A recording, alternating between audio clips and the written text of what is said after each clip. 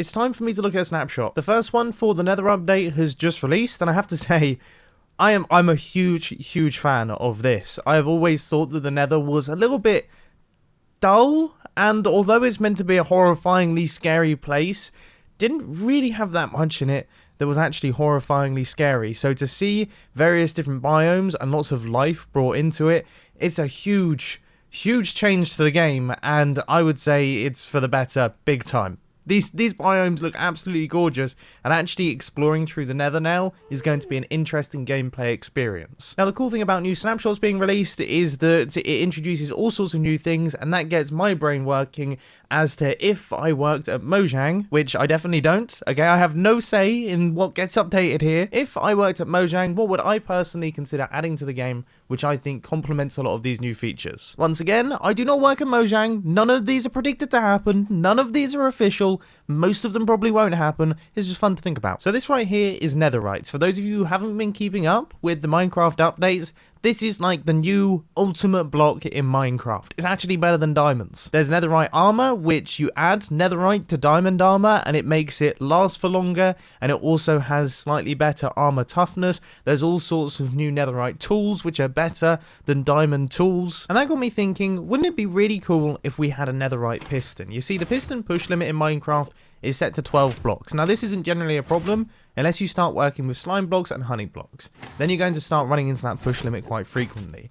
And I thought it'd be really nice if we could craft netherite into the crafting recipe and increase that push limit maybe to 24 blocks if we're really going crazy, 32 blocks. Now, my recommended crafting recipe for this netherite piston would just be this. So instead of having an iron ingot in the center there, we have a netherite ingot, and that gives you almost a super piston, which is much stronger and much more powerful than a regular piston. Next up, netherite beacon buffs. I would say tools not losing durability within the radius would be a pretty interesting one, or no tools or items that the player drops can be burned in lava would also be fairly handy, and that's very in keeping with the current netherite attributes. Another potential one could be fire resistance within the beacon zone, or potentially no mob spawning. That would definitely be interesting because it means that we can actually build dark bases that are protected due to the fact that we have these netherite beacons. With that being said, I feel like that last one kind of comes out of nowhere, to be honest with you, whereas the other two are actually in relation to the attributes that netherite already has. Because for those of you who don't know, if you drop your netherite tools or armor in lava, they actually just float back up to the surface. They don't burn. Another potential idea that I had was a netherite conduit. So just like you can have a conduit in the ocean, you could also have a lava conduit, which then gives you fire resistance, allowing you to actually swim around in the lava. And it could also give your tools or items the attributes of netherite in that they don't actually burn in the lava that surrounds the conduit. So say for example you had a nether hub, you could then fill all of the surrounding lava with these conduits, which would be an expensive endeavor, but it could be worth doing on a multiplayer server, and that would actually protect any players from falling in and losing their stuff. Now, I will admit, this conduit setup right here would be incredibly expensive. One potential suggestion for making it a tiny bit cheaper is making use of the new basalt and kind of having the netherite in this sort of formation. A, I think that just looks really quite cool, but B, it's a little bit less challenging from a mining and grinding perspective. Anyway, moving on from the netherite stuff, one thing that I read in the patch notes that got me very excited is that pistons no longer pop off things that are on top of them or on the back of them. However, there is a caveat, which is that the hitbox of the thing that's on top of them can't actually overlap with the piston arm. So you see right here, the redstone torch, it doesn't overlap with the drop off where the piston arm extends from. Unfortunately, redstone dust, its hitbox is one block, is one little pixel too big. Look, can you see? It just slightly overhangs that piston arm, and that means that we can't quite run redstone lines across the top of pistons. So if I were to make any change, I would either just completely ignore the hitbox and just make it so that redstone ran over the top, or alternatively, I would make redstone's hitbox just slightly smaller so that we could have that. Because can you imagine how cool that would be? Redstone lines on pistons? Everything would be like considerably more compact. You wouldn't have to have blocks on top of stuff. It would be great. Now, while we're on the topic of redstone, I feel like it's worth pointing something out. These little guys feel like they have more energy than these, okay? These look like an electrical component more than these do. It feels like we should be able to do something with these. Now, obviously, I did come up with the bluestone idea many years ago. This feels like a step in the right direction. Maybe if we just got some blue redstone dust, we could be onto a winner. Or there has to be something that we can do redstone-wise with this, even if we can just turn off the torches. I don't know. I have always liked the idea of inverted redstone torches on the bottom of blocks. That would be fairly interesting.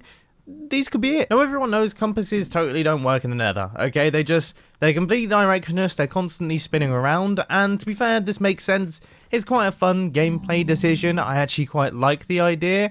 However, now that it's more likely that people are going to be building interesting things in the nether, I feel like this could potentially be changed. My suggestion would be to have compasses point you to the nearest nether portal. That way they're always kind of guiding you back to the overworld, and if you ever get truly lost, you can actually find yourself back into the regular world relatively easily. And of course, if Mojang don't fancy changing the regular compass, then a specific nether compass would kind of make sense, completely made out of netherite. Now, this one could be a tiny bit controversial, so prepare yourselves. As much as I absolutely love the idea that sleep is not placing the bed, it's sleeping in it. I was totally expecting that to explode then. As much as I love the idea that sleeping in the nether causes it to explode violently, I mean, you know, now that once again we have biomes in the nether, people are likely to set up bases here, maybe it might be nice if we were actually able to have a spawn point in the nether. Now, this could just be as simple as making use of the new wood types that have been introduced in the snapshots of the nether update.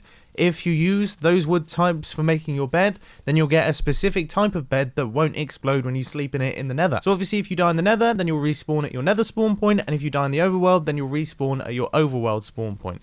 The only thing that I can think of that is a slight abuse of this system is you could then travel ridiculously long distances really easily by killing yourself, so it might need a little bit of tweaking. However, on the topic of traveling long distances in the nether, at the minute it's kind of difficult without an elytra. With all these amazing new biomes introduced, the ability to explore is, well, let's just say it's tough. If you don't have elytra, you're going to do a lot of bridging across huge lava lakes. Is relatively risky, and I get that that's kind of the point of the nether. It's meant to be a fairly tricky place to traverse, but I have always liked the idea of a lava boat.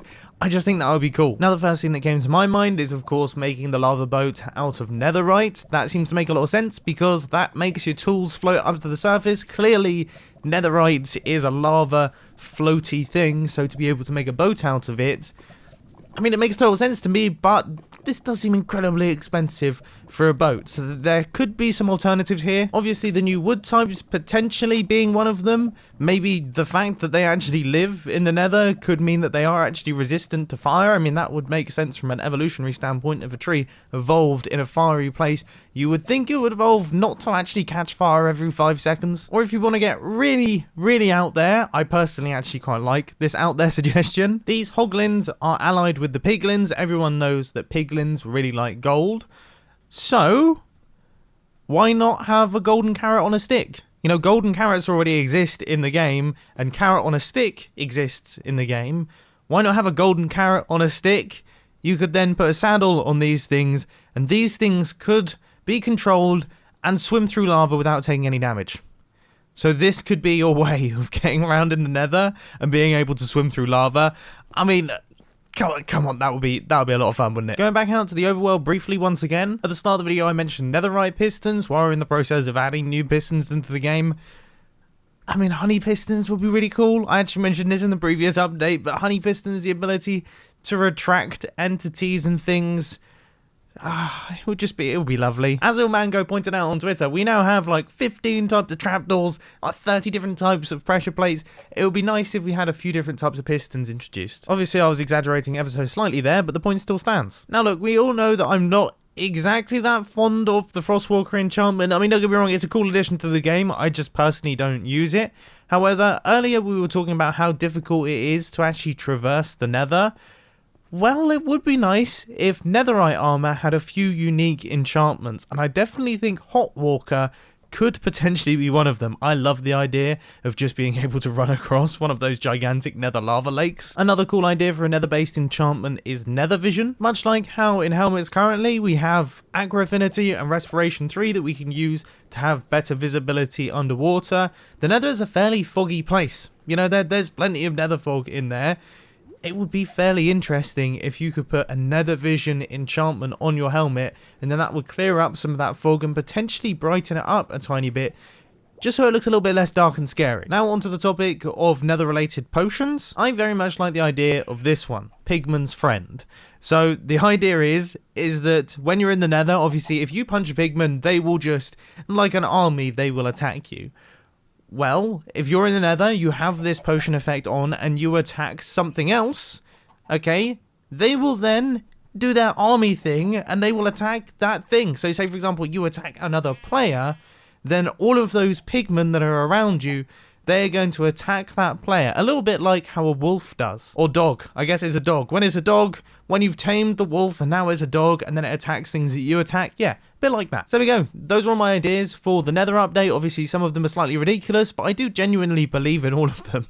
You know, I might look back at this video in a week's time and think, what on earth was I thinking with that one? But at this point in time, I stand by every single one of them. However, I do just want to say, I love the nether update. I think it's such a cool idea. The nether hasn't received any love for like the best part of 10 years, so to see such a dramatic change to the way that it looks, it's huge. It makes it so much more interesting to explore, and also that netherite stuff came out of nowhere, wasn't expecting it, and it looks epic. It looks really, really cool. Anyway, I hope you enjoyed this video, and I'll catch you in the next one. See ya. Now, I feel like I should ask, what sort of things would you like to see in the nether update? Obviously, those are my ideas, but I'm sure all of you have thousands upon thousands of them, and I look forward to reading through the comments and seeing what suggestions you come up with, because this update is going to be interesting. It really is going to be interesting. I'm sure some of your ideas are going to be stupid, but I'm sure a lot of them are going to be good too.